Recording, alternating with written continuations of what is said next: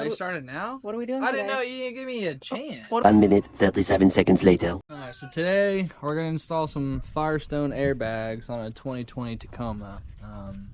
This install will apply from like 2016 to 2023. They're all the same thing. The only difference is I have a 3 inch in the front, 2 inch in the rear. So I'll show you here later on of what we're going to do on the bottom part of the bag. Alright, so we're digging into the box. I've already opened it, kind of went through some of the hardware. I'll go into these more later. These are the Daystar Cradles. This will allow full articulation without pulling the bag apart. Like I said, that may not apply to everybody, but I do have a lift kit on it, and we do go camping without a trailer, so we may not always use these bags, and I don't want to rip them apart. I will take 1 second to kind of attack Firestone. I am extremely disappointed in their packaging. For all you know, if you invest this money into putting airbags in your Tacoma specifically, I don't know what they do with other models. They just throw everything into the box. All the brackets are sliding against each other. Everything was getting dinked up. The truck's not perfect, but I am OCD on certain things, so I kind of think it's bullcrap. You spend $600 on bags, and they're all scratched up just from sitting in a box.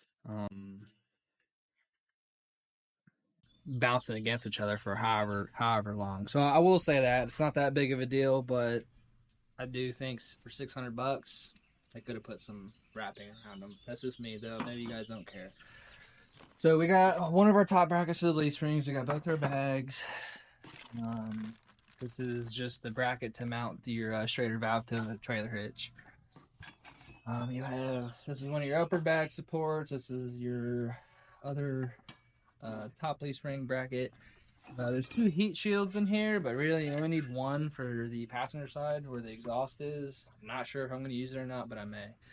I'm not sure how much 1/4 inch airline they give you, but it'll be enough for what I'm doing. Bag of hardware, your other 2 upper mount brackets, and then the other inside bracket. And then these right here will be the brackets to clamp onto the leaf spring. So there's 2 each side, so 4 total.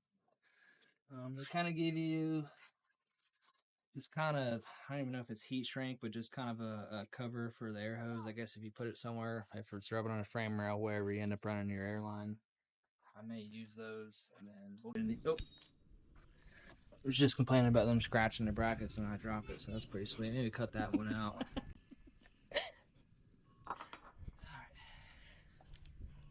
So that's everything? That's everything for the install. We'll go through all the hardware and lay it all out so that we're going to have to dig through a bag every time. But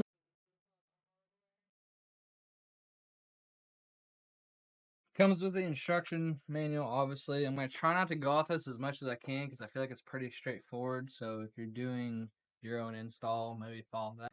But the hardware to me looks pretty self-explanatory, so I'm going to take a crack at it. I wanted to make this video because when I was ordering the airbags, I was kind of looking up some videos, and unless some new ones have been popped up, I didn't see a bunch of good installs, so I kind of want to take a crack at it on my own and try to do my own install video. So the first step, you do Sawzall. I've seen people do razor blades on other videos. I'm just going to do a multi-tool, oscillator tool. I'm going to cut the factory bump stops off flush as possible, and then we'll go into getting the brackets on there. Alright, so I guess you can cut this with whatever you're comfortable with. I know the instructions say to cut it down as flush as possible to the U-bolts. And then I've seen another video where it says to do it 3/4 inch. I'm going to go as flush as I can. If I end up going a different route and I don't like the airbags or sell the truck, whatever it may be, I'm not worried about replacing the factory bump stops. So I'm just going to cut them with whatever I feel comfortable with. You guys do whatever you're comfortable with.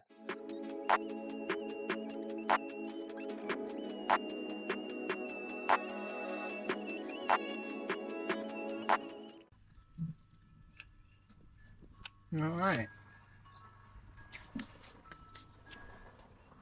1 down. I could see how Sawzall is a little faster, but I wanted to use that, so I'll go back to the other side and do it. We'll let all that cool down. We'll blow all that soft rubber, burnt rubber, whatever out of there. So why are you not getting it flush? Well, so I actually did. I got it as flush as I can as far as the top of the U-bolts. Okay. And that's okay? Instruction calls go as low as you can. I'll go to the top of the U-bolts. I don't see the bracket hitting the leftover of the bump stop. If it does, I'll cut it down more. But Just for now. yeah, just for now, just come to the top of this U-bolt and go straight across. And if we need to cut more, we can. It's just rubber.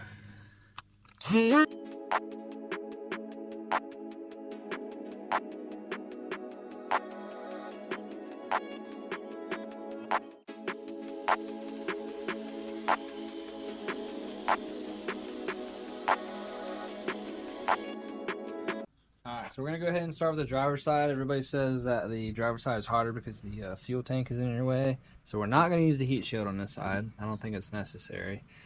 I'm going to put this on here. If you look at your hardware, there's only two of these.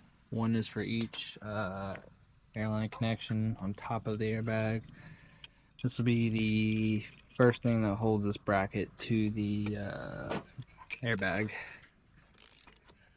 So I'm just going to snug this one down. It'll tell you probably in the instructions, leave some stuff loose. This one you can go ahead and snug all the way down. I'm not following... Bless you. Thank you. I'm not following torque recommendations. I'm just going to torque it down to what I feel is appropriate. Take this all the way down. And give it one little good hugga-dugga. From here, I'm just going to go ahead and do my my airline 90. What's the airline 90 look like? This is it right here. Okay. So there's been some reviews in the past that they've sent the wrong air fittings, but it seems like that was a year or two ago, and they've corrected some of that.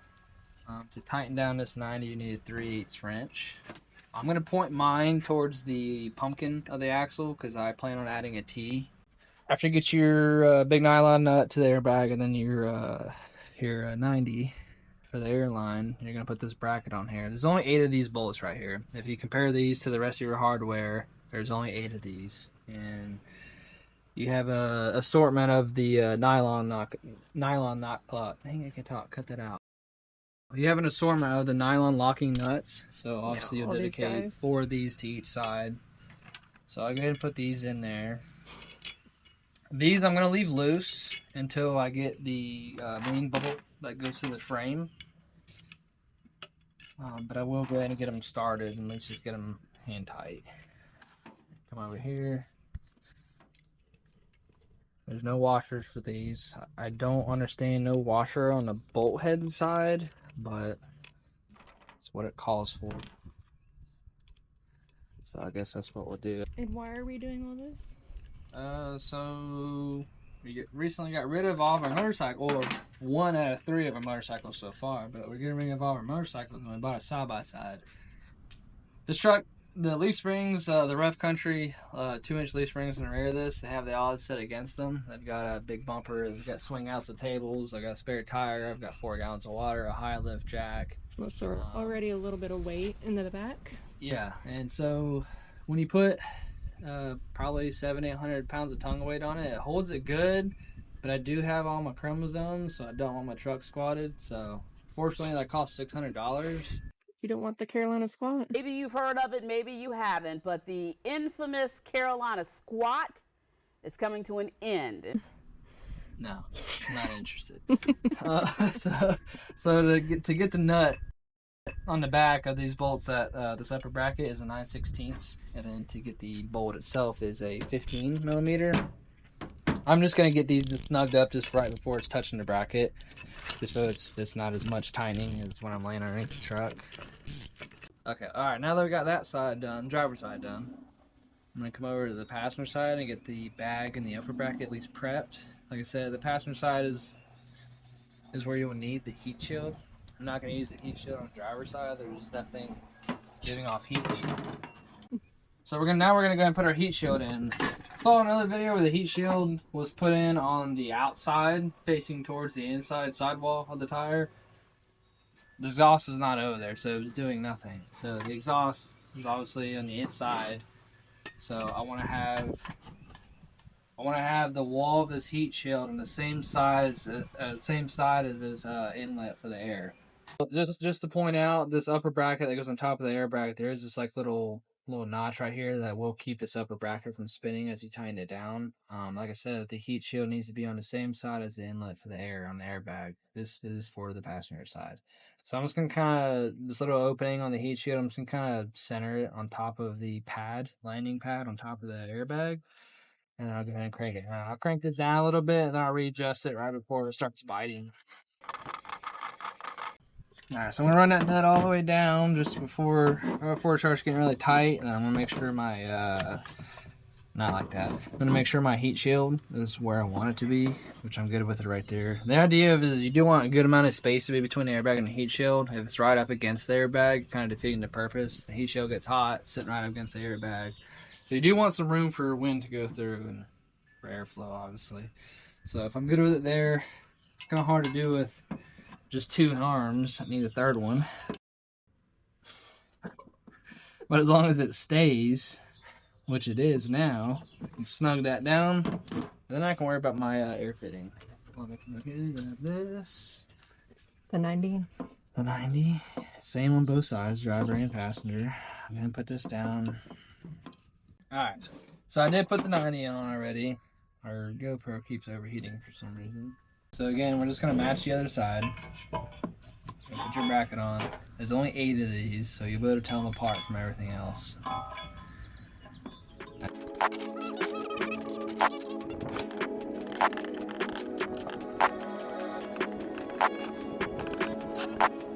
Alright, I got that down enough to where it's not that big of a deal up underneath the truck. We're going to start with the driver's side because everybody says that that is the hardest, so that is where we're going to start. We're going to get our 2 big bolts ready. These are the ones that are going to go through your frame. So there is these big washers. There's 4 total. There's 2 for each side. Your nut and your lock washer, and the other washer will go on the inside of the frame rail.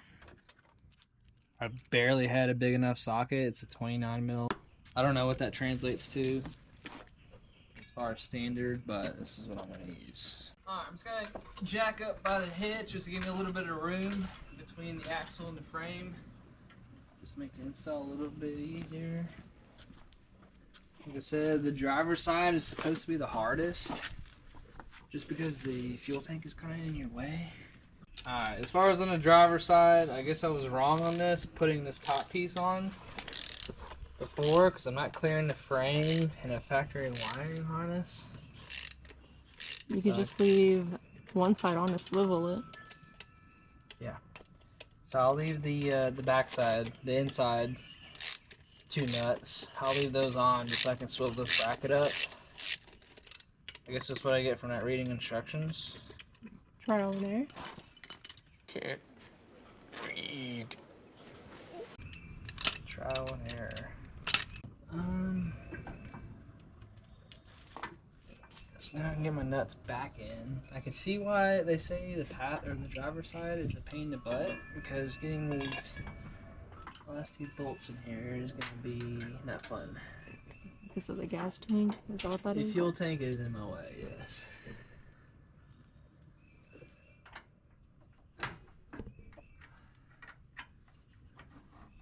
For the people that have that upgraded fuel tank, I feel sorry for you, because this is going to be awful.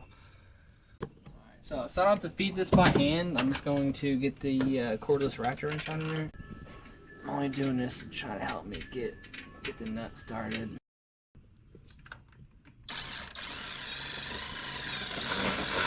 Alright, got it started. Let me try to get the other side. Again, this is what I get for not liking instructions.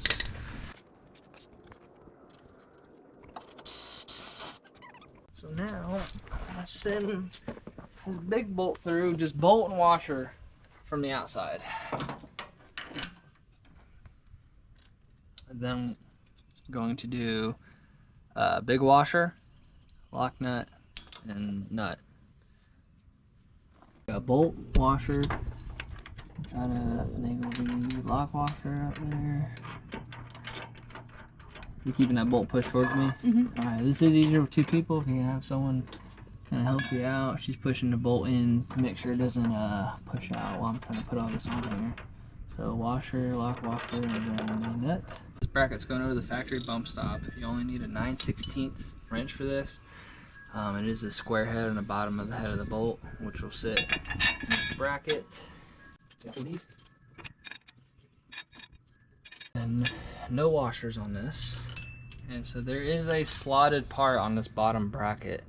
I did watch, the one video I did watch is the guy installing it. He did have issues with putting the slotted part towards the outside of the frame because he thought it was too close to the shock body. So I'm gonna follow what he did. I'm gonna put the fixed hole on the outside and the slotted going inside, and then see how this bracket kind of U's up. That U will go against the leaf springs. It will not go like this. The U shape will go against the leaf springs.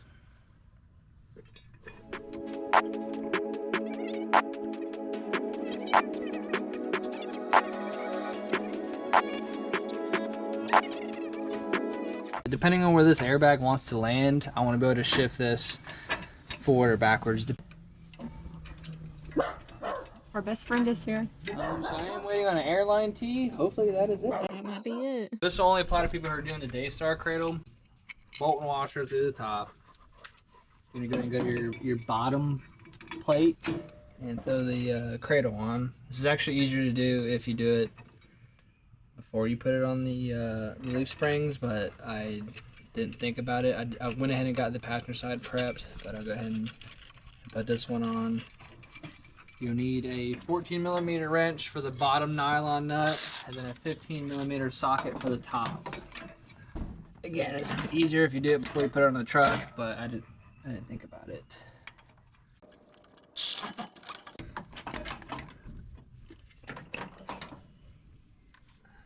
Alright, now that we're past that point, now everything's hand tight still. This little tiny piece that comes with the kit.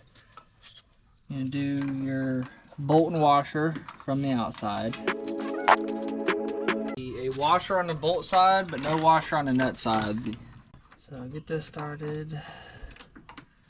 I'm gonna go ahead and put the nut in the back so I don't drop it again.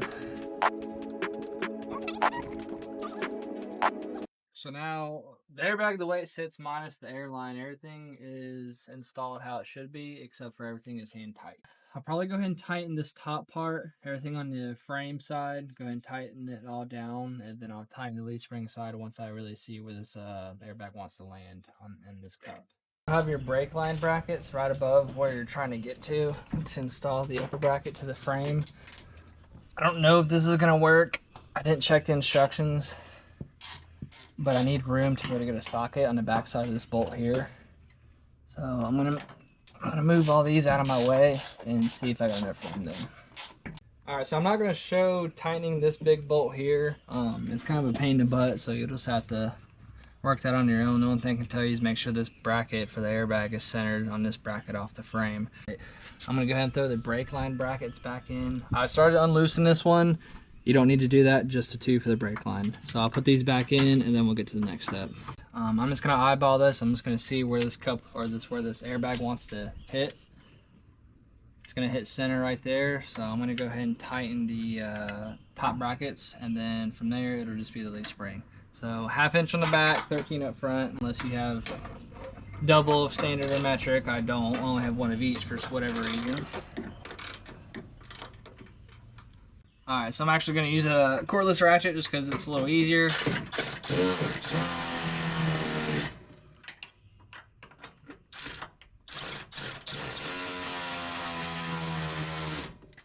Alright. That is all done.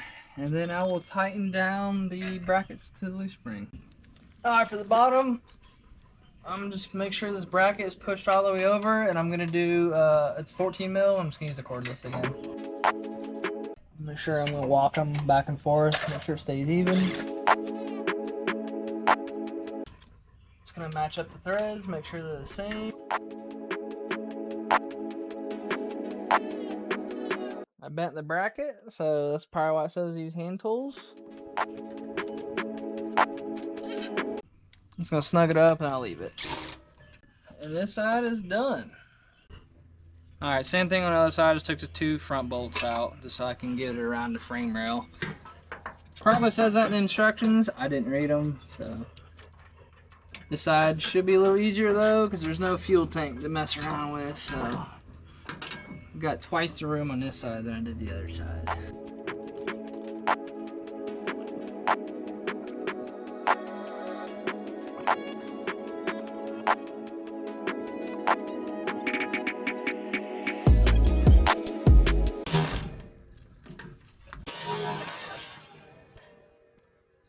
I better use my strong hand.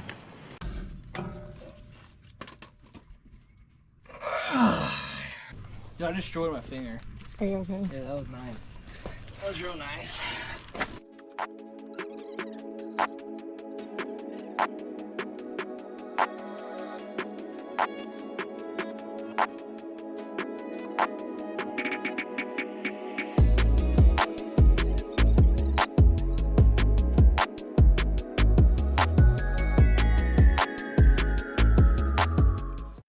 So now what's left? Now we are good to go. So now the only part is running the airlines. That'll be up to you guys. I think for now I'm going to run to the hitch. I'll leave the running the air hose to you guys. You guys can run it wherever you want.